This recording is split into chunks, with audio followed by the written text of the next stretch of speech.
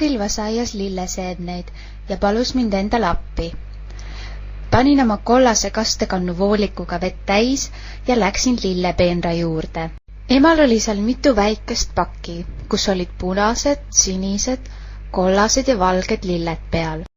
Aga seemned olid kõik peaaegu ühesugused ja imetillukesed. Kui kõik seemned olid mulda pandud, kuulsin imelikku helisevat häält.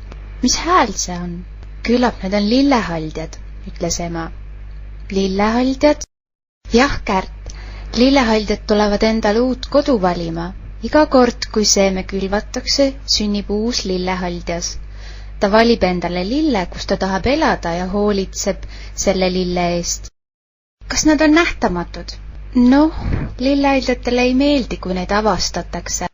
Selleks on neil võlukepikesed, mille otsas on haldjatolm ja kui sellega viibutada, tuleb haldjatolm helisedes kepikese seest välja. Siis muutuvadki haldjad nähtamatuks. Aga ema, ütle palun, millised nad välja näevad?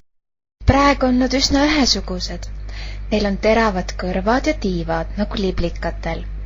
Aga varsti kasvavad nad pisut suuremaks ja lähevad ilusamaks ning saavad endale kaunid värvilised lillekleidid. Kas mina saan ka neid näha? Muidugi saad. Ole kannatlik, Kärt. Paar kuud hiljem sattusin ma jälle samasse aeda. Seal oli palju lilli, väga-väga palju.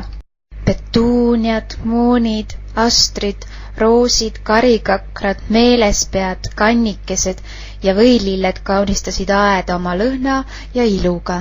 Madala kivimüüri ääres õitsesid need lilled, mis me emaga olime külvanud. Müüril istusid aga lillehaldjad kaunites kleitides ja naeratasid mulle.